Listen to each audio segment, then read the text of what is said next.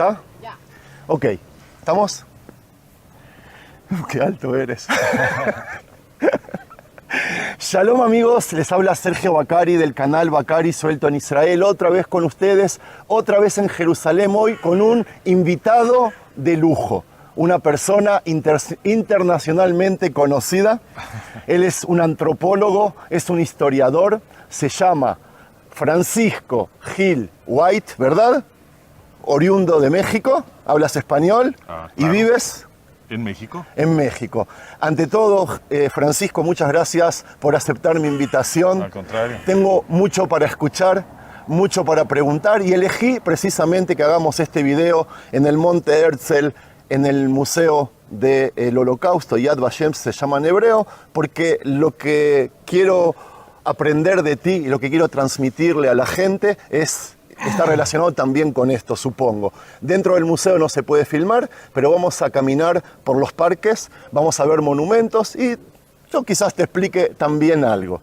Antes de empezar a caminar, quiero que saludes a la gente, te presentes, le cuentes qué haces de tu vida, si estás en redes sociales y, por último, dónde vas a estar la semana que viene. Muy bien. Bueno, pues sí, estamos en redes. Tenemos un website que se llama Management of Reality. En inglés, lo escriben en inglés, managementofreality.com. Y ahí hasta arriba van a ver botones que los llevan a todos nuestros contenidos. Entonces tenemos libros, artículos, videos. Y también en ese website tenemos cursos. Y pronto vamos a estar abriendo un curso sobre este concepto que yo manejo ahora, que es el semitismo, que lo llamo el contrario del antisemitismo, y ahí voy a explicar exactamente eso qué significa, y si quieres ahorita lo platicamos.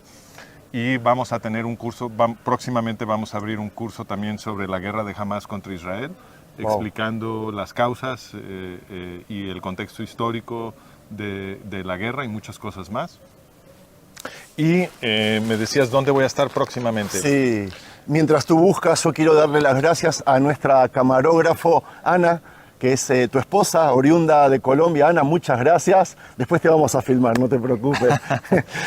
Y la semana que viene, ¿dónde estás? Eres una persona ocupada que está recorriendo el mundo explicando acerca de lo que nos vas a explicar a nosotros ahora. Sí, últimamente muy ocupado. En el 9 de enero voy a estar en el Hotel Valencia Center en España, en Valencia, a las 19 horas. Y el 10 de enero voy a estar en el Hotel Amistad Murcia, a las 20 horas. ¿Qué significa que vas a estar? ¿Que vas a dar una conferencia? Voy a estar presencial dando conferencias, y ambas conferencias son sobre este tema del semitismo versus el antisemitismo. Entonces, amigos españoles, empiecen ya, yo les voy a poner en la descripción del video cómo llegar a esas conferencias, los que están interesados. ¿Qué te parece que empecemos a recorrer este lugar y empecemos a hablar? ¿Nos sigues, Ana? Vamos. Bueno, vamos. A propósito, te digo que vamos a ver muchos soldados por aquí.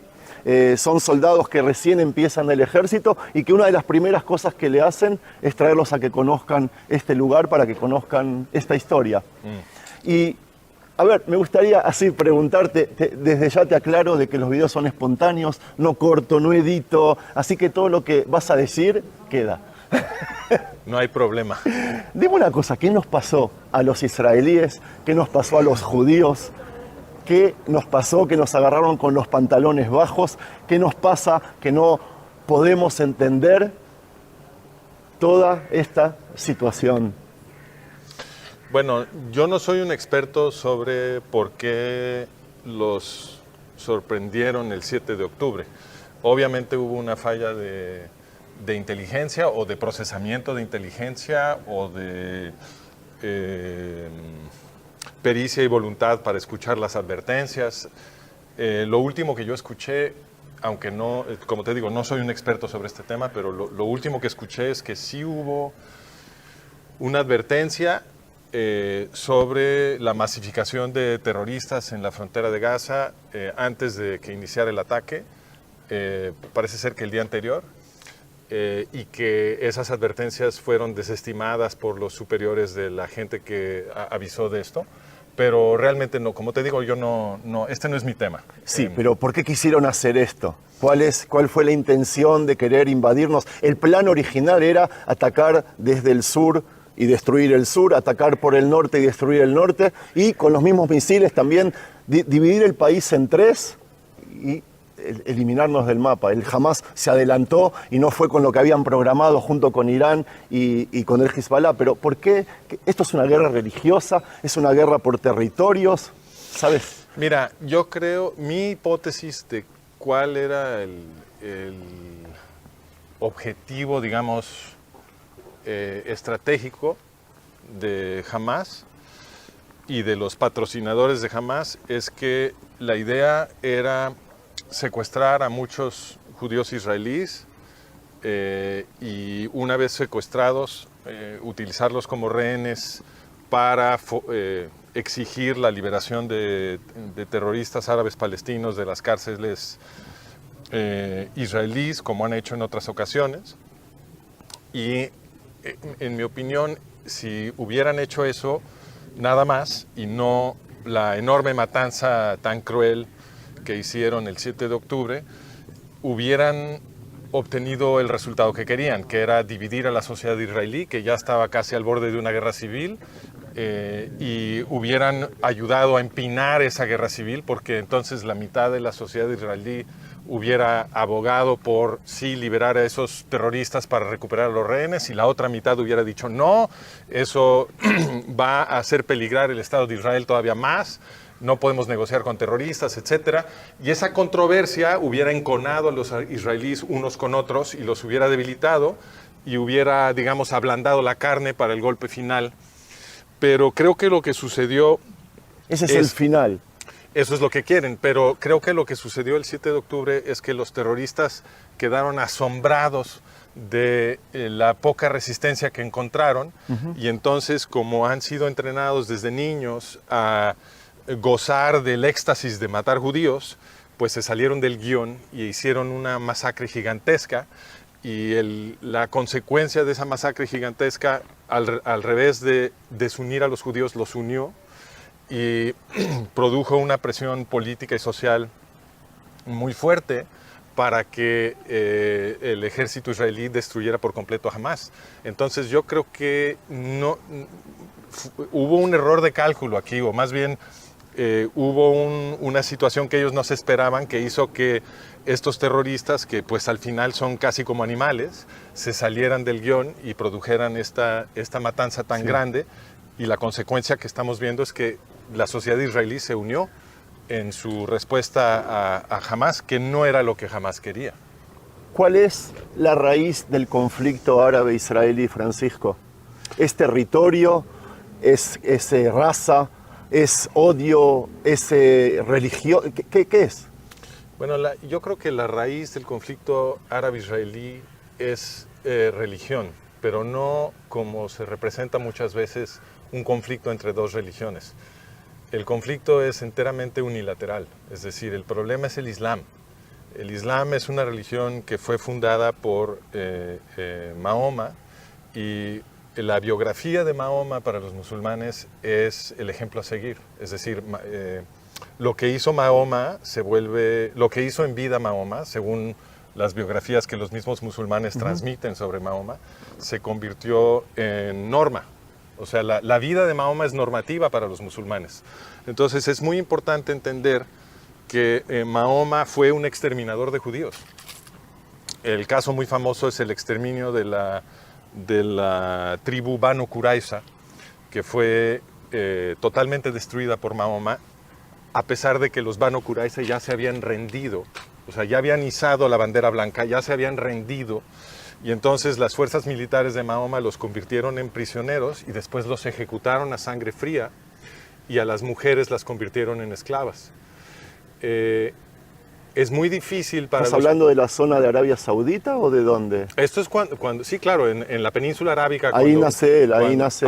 Ahí sí. vivía la tribu Banu Qurayza. En esa época había muchos judíos en la península arábiga, muchas personas de origen árabe se estaban convirtiendo al judaísmo. Eso es lo que yo expliqué una vez cuando hablé sobre el origen del Islam, que como éramos el pueblo del libro y era una atracción leer la Torá en las sinagogas de la península arábica, se invitaba a los árabes para que ellos también escuchen sobre la Torá y se empezó a hablar en árabe y no solo en el idioma bíblico para darle cabida también a los vecinos. Claro, ese es el contexto. ¿Verdad? Sí, ese es el contexto del origen del Islam, porque la razón de que que Mahoma se presente como el último profeta de la tradición judía, que es como se presenta Mahoma, es que justamente el judaísmo ya era muy interesante en la península arábiga para los árabes. Había muchos árabes convirtiéndose al judaísmo. Sí. La tribu Banu Qurayza ya era toda judía y esa es la tribu que exterminó Mahoma. Ahora, es muy difícil para un musulmán pensar que está mal matar judíos y matarlos a sangre fría y violar a las mujeres judías y convertirlas en esclavas, si Mahoma hizo precisamente eso, y Mahoma es el ejemplo normativo a seguir. Entonces, el origen del conflicto árabe-israelí es que desde el punto de vista del Islam, Sí. porque todo esto está escrito en el Corán y en los hadiths, desde el punto de vista del Islam, los judíos y los cristianos deben ser ya sea exterminados por ser infieles o si aceptan una cosa que se llama el contrato de la dima, que los vuelve semiesclavos de los musulmanes, entonces sí pueden vivir en la tierra que los musulmanes conquistaron, pero tienen para siempre este estatus inferior que implica que no pueden construir templos nuevos y no puede haber Eso templos más altos que las mezquitas. Sí, pasaba aquí. Sí, sí, con el Imperio Otomano. Exacto, y no pueden caminar en la banqueta si viene un musulmán de frente, se tienen que bajar a la calle, un montón de restricciones, tienen que pagar un impuesto especial que se llama la jizya, cuando lo pagan tienen que ser normativamente humillados por el cobrador de impuestos, los abofetean en la cara, les jalan la barba, este tipo de cosas. Entonces, había una tradición de humillar a los judíos dentro del mundo musulmán y los musulmanes dividen el mundo entero en dos esferas, Dar al-Islam y Dar al-Harb. Dar al-Islam es la tierra que ya está gobernada por musulmanes, sí, y Dar al-Harb lo llaman el mundo de la guerra, eso es lo que quiere decir. Entonces, en donde no gobiernan todavía los musulmanes tienen que hacer la guerra, según sus normas. Esto quiere decir que cuando los judíos crean el Estado de Israel, el Estado moderno de Israel, la interpretación desde el punto de vista islámico es que esta es una revuelta de esclavos, que no tienen derecho a recuperar tierras que los musulmanes ya conquistaron. Entonces, eso activa la yihad automáticamente, activa la yihad. ¿Y la yihad qué quiere decir? Exterminio de infieles. Este es el origen del conflicto árabe-israelí y así lo promulgó el padre fundador del movimiento árabe palestino, que era Haj Amin al-Husseini. Él lo que lanzó explícitamente fue una yihad, porque la presencia de un gobierno judío en tierras que ya habían conquistado alguna vez los musulmanes, para ellos es una afrenta que tiene que ser respondida con genocidio. Y lo que estamos viendo en el 7 de octubre es una manifestación de esta ideología. Wow. Porque ellos salieron a matar.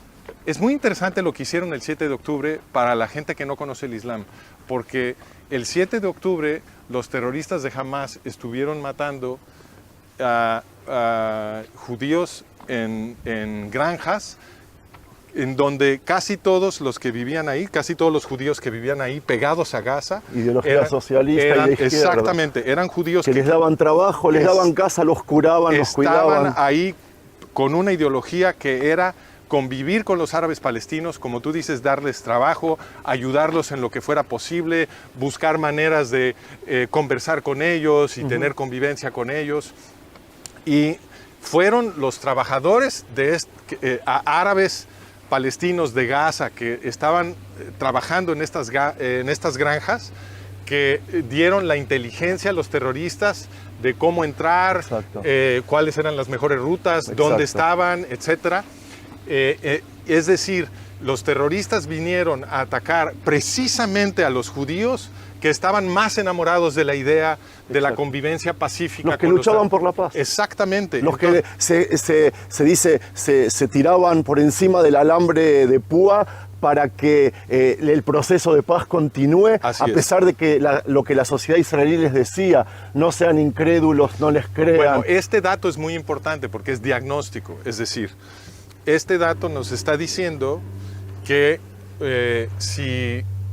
los terroristas de Hamas que atacaron a los israelíes con la ayuda de estos trabajadores árabes palestinos no están luchando por tierra, porque justamente los judíos que mataron son los que más de acuerdo estaban con entregar tierra. ¿Ok? Entonces tú me preguntas, ¿este es un conflicto por tierra? Yo digo no. No, además nunca. que el conflicto nació mucho antes que la creación del Estado de Israel o antes de que, entre comillas, conquistemos territorio de Cisjordania.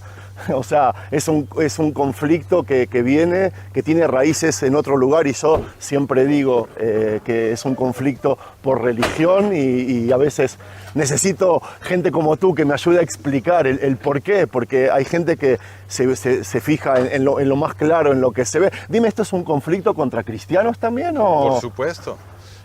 ¿Tienen por qué preocuparse los cristianos, los hermanos cristianos? Los musulmanes, como decíamos, dividen el mundo en Dar al-Islam y Dar al-Harb. La ideología ortodoxa musulmana. Yo no estoy diciendo que todos los musulmanes quieren asesinar infieles, yo no estoy diciendo eso, pero lo que sí estoy diciendo es que esa es lo que es normativo dentro del Islam. O sea, lo que predica el libro y lo que predican los juristas musulmanes sí es eso, independientemente de cuántos musulmanes lo acepten. Una pausa. Esto que... No tú. Eso que vemos ahí es un monumento, una réplica de un monumento que hay en el campo de concentración de Dachau, en Alemania. Y sí, esto que se ven todos huesos y personas colgadas, no importa. Y mira, y allí vemos un memorial de soldados partisanos que lucharon en la Segunda Guerra Mundial, para liberar al pueblo judío, contra los enemigos, digamos, de alemanes y todos esos. Nosotros vamos a seguir caminando por acá.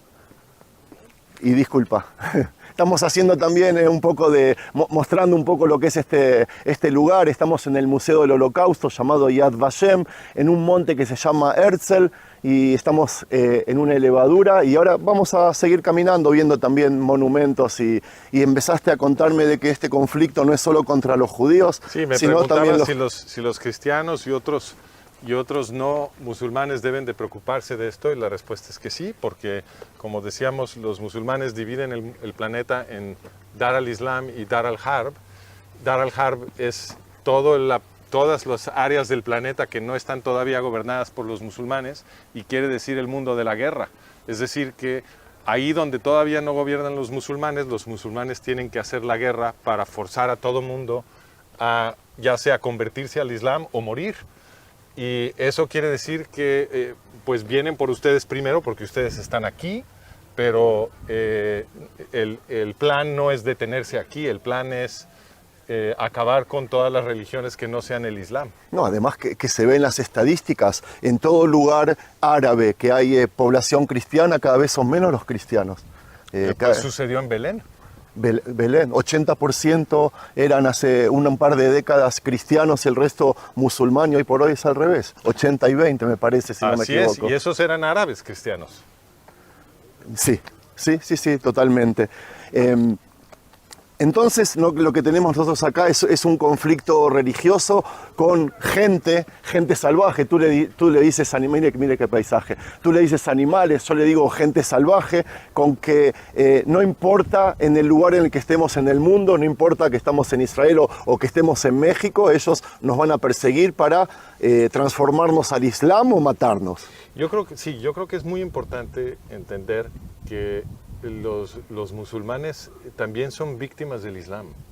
Así como los católicos en la Edad Media eran víctimas de la Inquisición, es decir, eran víctimas de la institución que supuestamente estaba expresando el gobierno de su propia identidad, porque eran católicos, ¿no? Sí. Así como los católicos medievales eran víctimas de la Inquisición, los musulmanes de hoy son víctimas del Islam. Ellos no tienen realmente la culpa de haber nacido adentro de una cultura que les enseña estas ideas desde que son niños. Están siendo victimados por la ideología del Islam. Entonces, La relación que, en mi opinión, Occidente debe de tener con el mundo musulmán es nosotros debemos de ser, en Occidente, un refugio para los musulmanes que quieren escapar el Islam. Pero nos hemos comportado de una manera opuesta. Hemos estado importando a Occidente musulmanes radicales, y las mezquitas que se han estado construyendo en todo Occidente las han estado financiando los estados yihadistas de Qatar, de Arabia Saudita, Irán, de Kuwait, supongo. de Irán, inclusive de Irán, de Turquía, que ha tenido ya desde hace mucho tiempo un gobierno yihadista.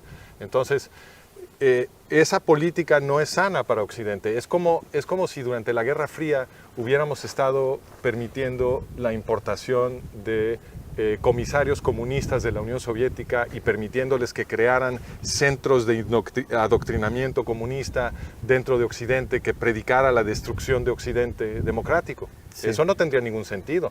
La relación que teníamos con el mundo comunista en la Guerra Fría era: nosotros somos el refugio de los esclavos soviéticos que se quieren escapar a Occidente. Eso es lo que éramos el refugio para la gente que quería escapar del comunismo. Hoy deberíamos de ser el refugio para todos los musulmanes que quieren escapar el Islam, en vez de estar importando a los clérigos musulmanes cuyas mezquitas construyen los estados más radicales del mundo. Yo tengo dos teorías, a ver si tú las compartes o si las puedes refutar o corregirme. La primera teoría es de que todos los árabes de Cisjordania, e incluso de Gaza, no todos. Prefiero que digamos Judea y Samaria, si no te Judea, importa. ok, Judea y Samaria. ¿Por qué? Pues porque Cisjordania es un término que se inventó hace apenas algunas décadas para no decir Judea y Samaria, Ok. para no decir que ese es el país de los Yo como judíos. judío, obvio, te lo acepto. ¿Tú eres judío? No. Ah, ok, no sabía. ¿Tienes raíces árabes? Tengo algunas raíces árabes y judías también porque vengo de España. Ok, Bueno, más bien, mis ancestros vienen de España, o Ok. sea, algunos de mis ancestros, y todos los que tenemos ascendencia española tenemos sangre árabe y judía, todos. ok, me gustó, me gustó. Entonces, digo que los árabes musulmanes que viven en Judea y Samaria, en el este de Jerusalén, e incluso muchos de los que viven en Gaza, yo siempre digo que el deseo de ellos es tener un documento como el que tengo yo, pasar a ser israelíes, querer vivir en Israel, y no les importa mucho de la religión. Esa es mi teoría, ¿ok?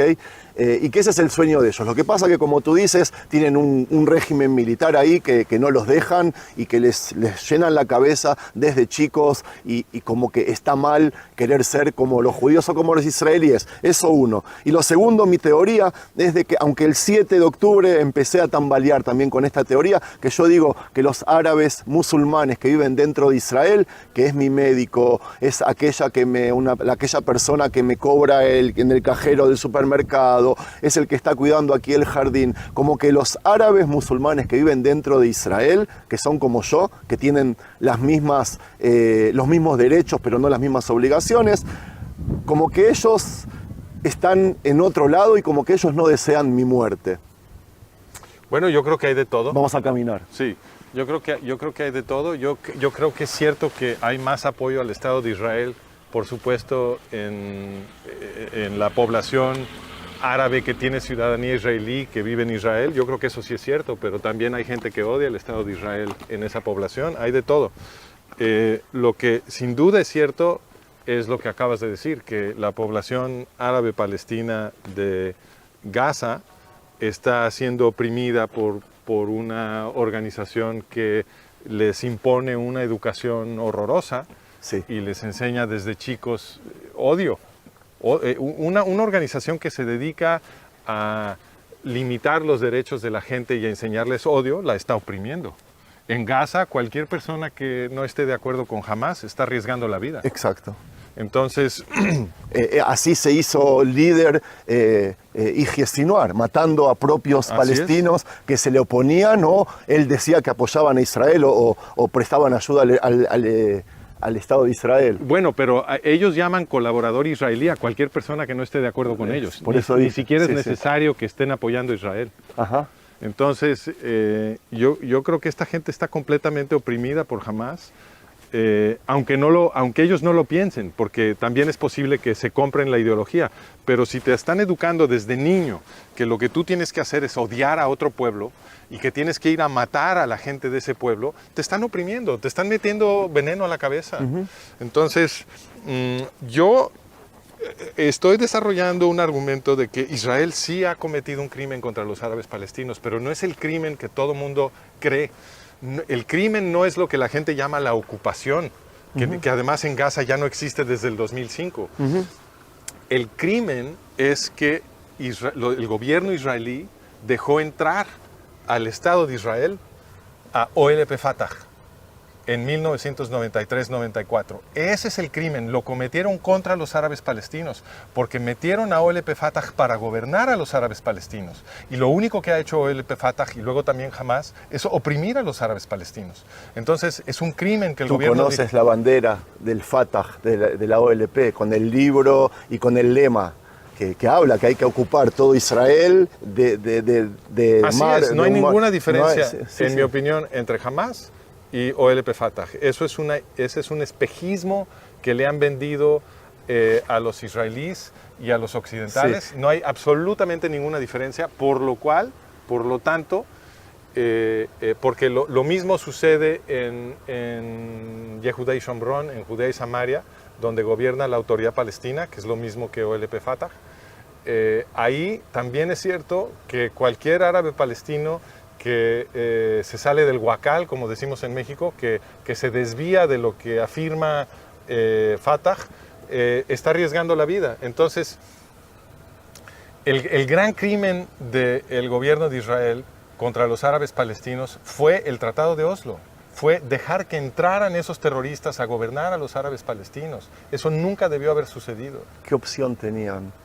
¿Qué opción había? ¿Dejarlos fuera? Ya estaban afuera. ¿Qué es afuera? Escucha esto, Sergio. Menachem Begin destruyó prácticamente a la OLP en 1982. La OLP estaba fuera de Israel a partir de 1980. Fuera inclusive de Líbano. Entraron a Líbano, los derrotaron en Líbano y se fue el remanente de la OLP, que era un puñado de gente ya. Se fueron a Túnez.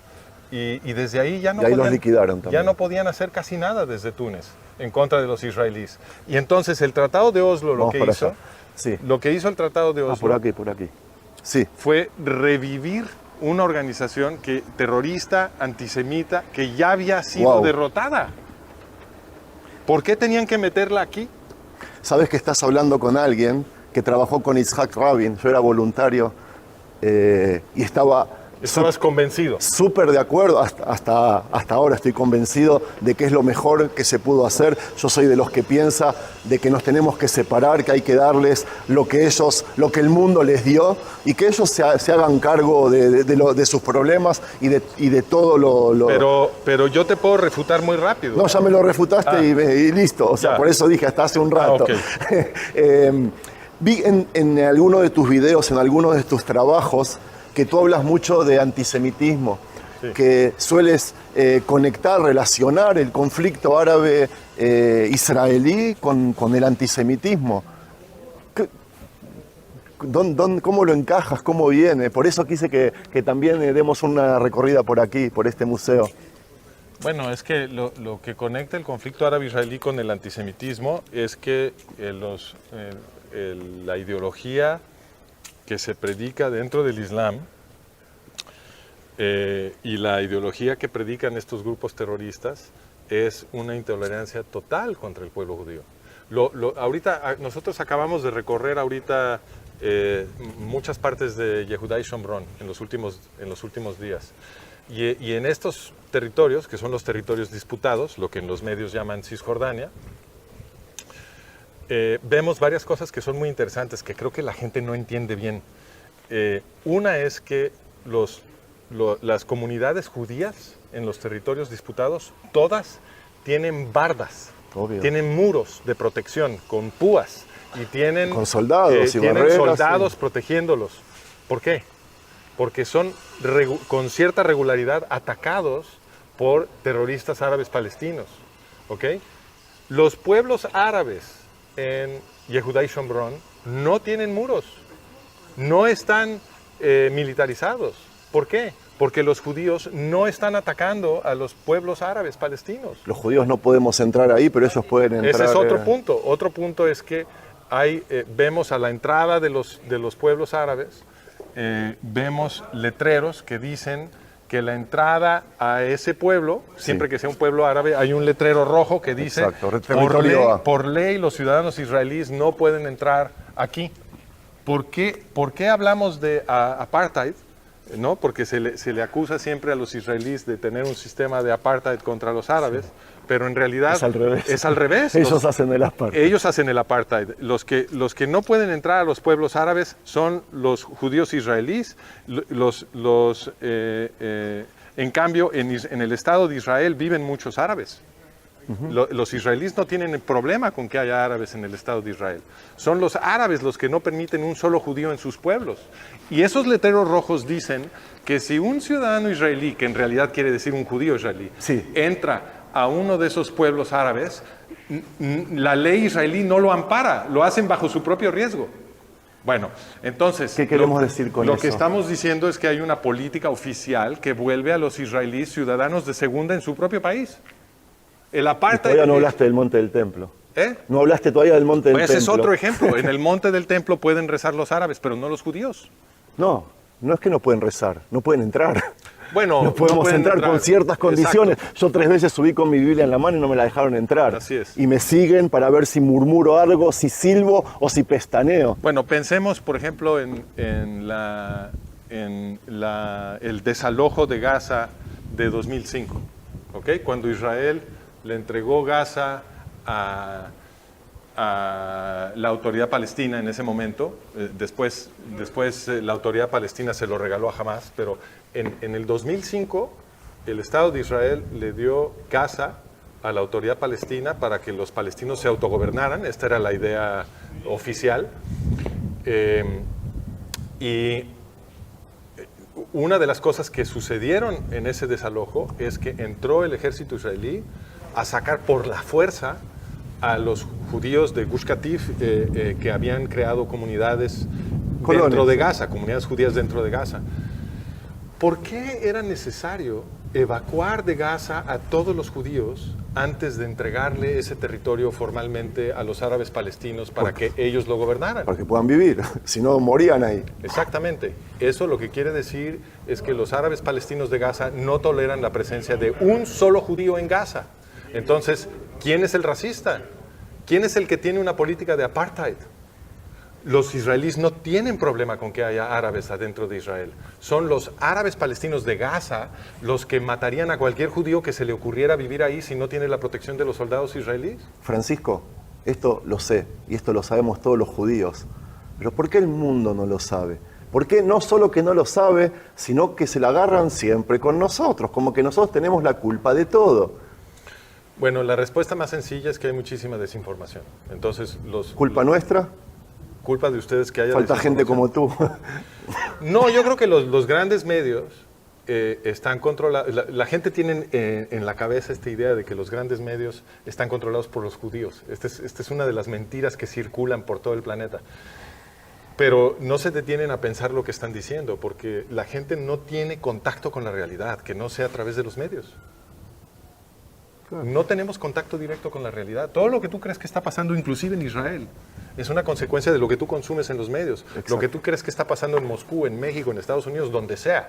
Todo viene a través de la esfera de realidad producida por los medios, del envoltorio de realidad. Siempre fue así. Siempre ha sido así. No hay otra manera de ahora es más diverso. Antes habían canales de televisión. O sea, hoy por hoy todo el mundo, cualquier argentinito abre un canal de YouTube y la gente lo ve y le cree. Pero lo que estamos discutiendo en esos canales de YouTube es nuestra comprensión de lo que está pasando en el mundo. Y esa comprensión sigue llegando de los medios. Sí. ¿Ok? Porque nosotros individualmente no podemos viajar a todos los lugares de los cuales estamos comentando. Entonces nuestra comprensión del mundo sigue llegando de los grandes medios. Y si yo pienso que los judíos están oprimiendo a los árabes palestinos, yo tengo esa idea porque eso me vino de los grandes medios, no puede venir de ningún otro lugar. Entonces, si hay muchísima gente convencida de que los judíos están oprimiendo a los árabes palestinos, ¿por qué es posible que piensen eso al mismo tiempo que piensan que los judíos controlan los medios? Estarían ellos teniendo que razonar que los judíos controlan los medios para desprestigiarse a sí mismos. Es verdad eso. Eso no se les ocurre. Hay una contradicción Esa lógica. es una contradicción, es una paradoja. Entonces, esa es una paradoja que hay que confrontar. Hay que confrontar a la gente con esta paradoja. Si tú crees que los judíos en Israel están oprimiendo a los árabes palestinos, eso te llegó de los medios. Entonces, ¿por qué crees que los judíos controlan esos medios? Tendrían que estar locos. Sí, o cuando dicen que nosotros hacemos genocidio, pero la población de Gaza cada vez es más. Crece mucho más que cualquier país árabe del mundo. Yo creo que hay mucho de antisemitismo aquí también. Entonces, que viene... pero la respuesta a tu pregunta entonces es que los grandes medios tienen que estar controlados por los enemigos de los judíos. Si el desprestigio de los judíos es universal, entre las poblaciones que están consumiendo estos mensajes en los medios, pues eso quiere decir que los grandes medios están controlados por los enemigos de los judíos. Al contrario de lo que la gente cree. Y yo añadiría otro punto. El envoltorio de realidad que han creado los grandes medios incluye muchos mensajes que convencen a la gente de que los judíos, como una conspiración internacional, controlan los medios. Ese es uno de los mensajes que le comunican a la gente. Ni que hablar del dinero, de los bancos. Porque la base del antisemitismo moderno es hacerle creer a la gente que los judíos son mundialmente poderosos y que le quieren hacer daño a los no judíos. Esta es la base, digamos, el terreno sobre el cual se ha construido el antisemitismo moderno. Es la idea de que los judíos son demasiado poderosos y que están constituidos como una conspiración internacional que quiere avasallar todo el poder y destruir las vidas de los no judíos. Esta es la mentira que le cuentan a la gente. Esto es la que la gente creía antes de la Segunda Guerra Mundial. Y eso es la razón de que tanta gente colaborara con la matanza de los nazis. Y otra vez tenemos las mismas ideas en la cabeza. Estamos en un momento muy peligroso para Occidente, porque se están repitiendo los patrones sociológicos que imperaban justo antes de la Segunda Guerra Mundial. Y algo que es muy importante que la gente en Occidente entienda es que la Segunda Guerra Mundial, que fue creada por antisemitas, fue un costo gigantesco para todos, no nada más para los judíos. Murieron entre 5 y 6 millones de judíos y también murieron más de 64 millones de no judíos. Entonces, la ficha que le tiene que caer a la gente, como decimos, el 20, como decimos en México, el 20 que les tiene que acá caer, puede explotar algo, pero salpica. Es contra todos. Los antisemitas quieren destruir la democracia de todos. Esa es su ideología. Esa es la ideología de los antisemitas, es el totalitarismo. Y en el totalitarismo todos perdemos. Me hubiese gustado terminar el video con algo más optimista, algo más alegre, más tranquilo. Lo podemos hacer porque la respuesta al antisemitismo es el semitismo. Entonces resulta que tiene mucho sentido desarrollar este concepto del semitismo como el opuesto del antisemitismo. ¿Por qué? Porque como acabamos de decir, el antisemitismo no es simplemente odio a los judíos, tiene un contenido político muy importante. Sí. Es totalitarismo, destrucción de la democracia, destrucción de las libertades, los derechos de la gente, etc. El semitismo no es simplemente amor por los judíos, es amor por extenderle derechos a toda la gente, extender libertades a toda la gente, proteger el Estado de Derecho, limitar el poder del gobierno, el camino hacia la democracia. Ese es el semitismo. Y el semitismo es muy viejo. El semitismo empieza hace 4.300 años. De esto voy a hablar en España de esto. Ok. Esa era mi próxima pregunta. Antes inclusive que el pueblo judío. El semitismo empieza con una revolución hace 4.300 años en lo que después se llamaría Babilonia. Fue una revolución liderada por Sargón de Akkad, que estableció el imperio acadio. Los acadios eran semitas. Sí. Y la tradición política que estableció Sargón de Akkad es justamente la tradición de que los reyes tienen una obligación hacia sus pueblos. Los reyes son custodios y benefactores de sus pueblos. Y entonces tienen que hacer reformas legales para proteger a la gente más vulnerable con derechos y libertades que ellos tienen la responsabilidad de proteger y de hacer valer. Algo que sabían hace 4.300 años no lo sabemos ahora. Claro que lo sabemos ahora. No lo aplican. Pero claro que sí, porque desde la Ilustración Europea construimos sociedades democráticas en el occidente moderno y rescatamos la tradición de la antigua Mesopotamia, del semitismo. Sí. Ahora bien, los acadios que hicieron el imperio acadio eran un pueblo semita, y los pueblos que continuaron esta tradición, los amoritas, los caldeos, los arameos, todos son pueblos semitas. Sí. Y el pueblo judío, también semita, es el más grande florecimiento, es digamos, la maduración más exquisita de esta tradición legal y política que yo estoy llamando el semitismo. Y fueron los judíos los que, ¿cuál sería la palabra? Los que trasladaron esta tradición de Mesopotamia a Occidente. Ellos emigraron, muchos judíos emigraron a Occidente, empezaron a convertir a los griegos y a los romanos que tenían una ideología antisemita. Los romanos cometieron genocidios en contra del pueblo judío, los griegos también en el mundo antiguo, y estaban imponiendo esclavitud y totalitarismo sobre todo mundo, igualito que los nazis en el mundo moderno, ¿no? Entonces, estos griegos y romanos que en Occidente nos enseñan a admirar, de hecho, eran los defensores del totalitarismo en el mundo antiguo. Es mentira que inventaron la democracia. La democracia es consecuencia de Levítico 19:18. Amarás a tu prójimo como a ti mismo.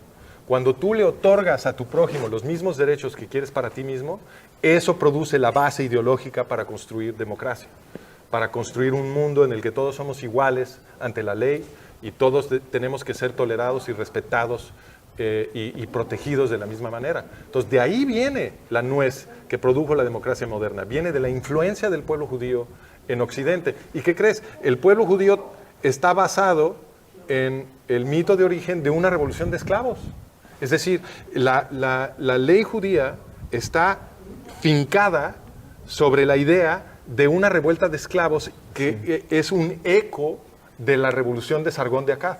O sea, el judaísmo es la continuación de esta tradición semítica o semitista, como la deberíamos de llamar, porque es una ideología, ¿no? Sí. Que la podemos adoptar los no judíos. Sí.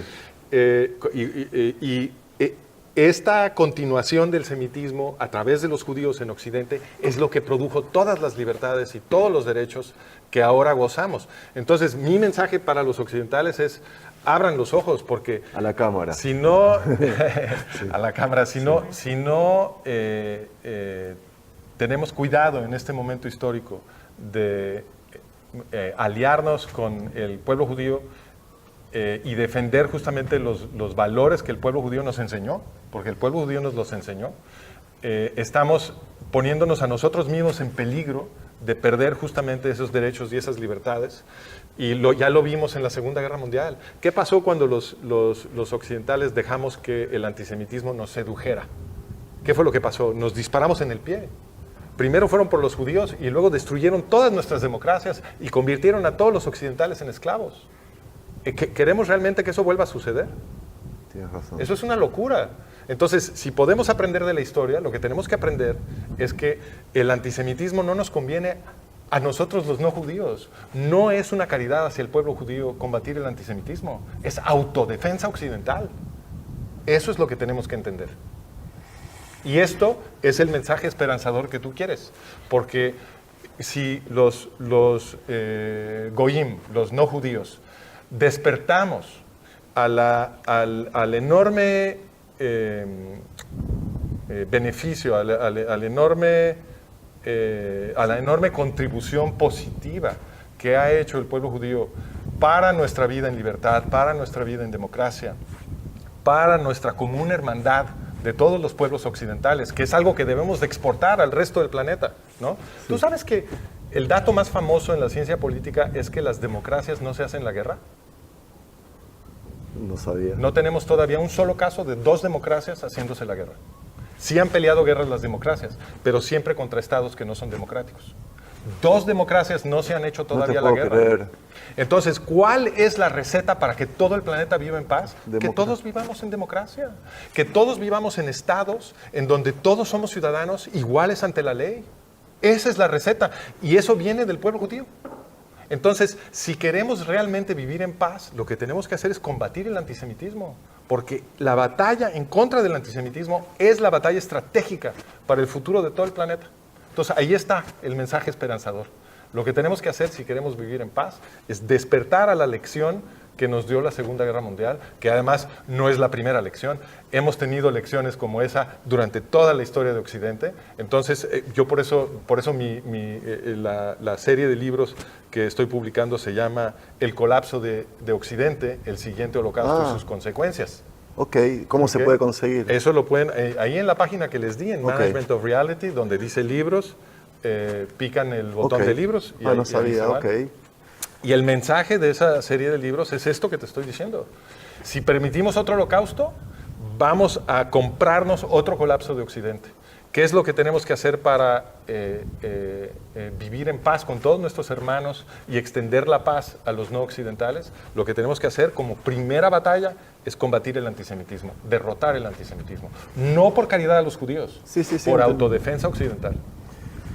Amigos, a ver, no es que yo haya aprendido a no molestar, a no interrumpir, a no regañar, que ustedes siempre me dicen que yo interrumpo a los entrevistados. Es de que esta persona me dejó sin palabras y explicó todo y no pude acotar nada. Me sentí de momentos que estaba yo desperdiciado, no desperdiciado, que no tenía lo que hacer. Francisco, me encantó la lección que me has dado a mí y espero de que se refleje en el video que acabamos de hacer para mucha gente. Es increíble lo que dijiste, es increíble la forma que te expresaste y me encantaría acompañarte a España para ir y presenciar las conferencias. ¿De qué tema van a ser? ¿Ya sabes o las preparas? No, el tema de la conferencia es esta contienda histórica de 4.300 años entre el semitismo y el antisemitismo y la importancia de comprender esta línea histórica en la que hemos estado existiendo en todo Asia Occidental, que incluye Europa, en los últimos 4.300 años, porque esta es una batalla que las fuerzas del bien pueden ganar. Sí. Eso fue lo que demostró la Ilustración Europea, que las fuerzas del bien pueden ganar. Un mundo democrático sí se puede construir, ya lo hicimos. Hay que protegerlo, defenderlo y extenderlo. Eso es lo que tenemos que hacer. Francisco, miles de gracias, muchísimas gracias. Que Dios te bendiga y amigos, vayan, síganlo, aprendan de esta persona. Nos va a enriquecer muchísimo porque a veces estamos faltos de argumentos, como yo digo siempre, dato mata relato. Y esto es una biblioteca de datos que yo tengo que todavía que pensar. Obvio que voy a aprobar todo lo que me dijiste. Claro. Me cuesta creer de que tengas razón, pero sé que tienes razón. Pero me acabas de mover el piso y es difícil que un judío reconozca que alguien le movió el piso. Pero bueno, así que no te voy a dar el gusto todavía, voy a ir a estudiar. Perfecto. Y miles de gracias. Yo siempre recomiendo eso. Que Dios te bendiga, Francisco. Gracias por el rato que nos regalaste y cualquier cosa estamos a tu disposición. No solo yo, sino todo el pueblo judío. Pues gracias por invitarme, Sergio, y gracias por traerme a este hermoso lugar que yo no... Listo. Acá el paisaje. Bueno, Ana, muchas gracias por filmarnos. Espero que hayas filmado bien, porque no vi. Estoy seguro que sí. Y bueno, amigos, si es que les gustó el material, no se olviden de regalarle un me gusta, compartirlo, comentarlo, por supuesto. Y amigos, visiten a esta institución llamada Francisco Gil White. No tiene ningún desperdicio. Shalom desde Jerusalén.